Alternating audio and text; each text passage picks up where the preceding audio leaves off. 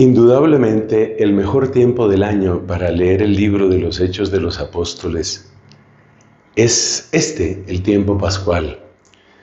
No solamente porque después de los Evangelios lo que sigue es el libro de los Hechos de los Apóstoles. No es solamente por eso. Es porque este libro, absolutamente único, nos muestra el poder del Espíritu Santo. Y ese Espíritu Santo, según nos enseña San Pablo, es el que levantó a Cristo de la muerte.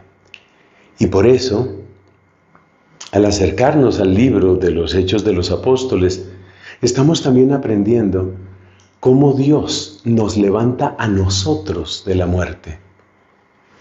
O sea que si te sientes muerto en tus esperanzas, te sientes muerto en tus proyectos, te sientes muerto en tus afectos, pues el Espíritu que resucitó a Cristo de entre los muertos es el Espíritu que puede darte nueva vida.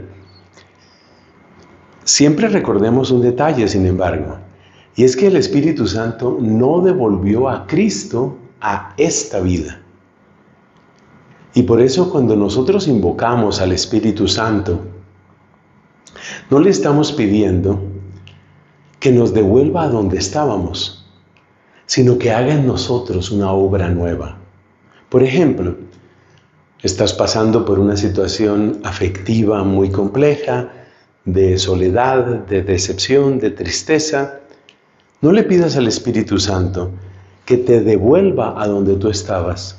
No le pidas al Espíritu Santo que tú vuelvas a ser la persona que eras. Pídele al Espíritu que haga en ti una obra diferente. Pídele al Espíritu que te lleve al siguiente nivel. Ese es el sentido de leer el libro de los Hechos de los Apóstoles. Y yo creo que un ejemplo perfecto de lo que es una persona a la que el Espíritu llevó al siguiente nivel es San Esteban, el primer mártir, del cual nos habla la primera lectura de hoy, de los Hechos de los Apóstoles. Observa un detalle. Tiene muchos enemigos, lo llevan al Sanedrín. Ya nosotros sabemos que el Sanedrín es como el Senado de los judíos de aquel tiempo. Ya nosotros sabemos que el Sanedrín fue el lugar donde se condenó a Cristo. Ya nosotros sabemos que el Sanedrín fue el lugar donde fueron acusados y fueron maltratados los apóstoles Pedro y Juan. Es decir, ya sabemos cuál es la línea que lleva el Sanedrín. Y lo llevan ahí. Es un acusado. Y su rostro resplandece como el de un ángel. Toma esas palabras. Odiado e inocente. Odiado y por eso está acusado. Inocente y por eso su rostro brilla con resplandor de cielo. Odiado e inocente. Ese es el siguiente nivel. O para decirlo más sencillo, eso es lo propio de la vida cristiana.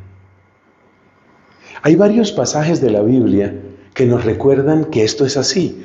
Por ejemplo, en la segunda carta a los Corintios, San Pablo describe su propia situación y él dice, pues todo lo que tiene que sufrir como apóstol. Pero al mismo tiempo dice, en todo damos pruebas de ser servidores de Dios. Odiado, pero inocente.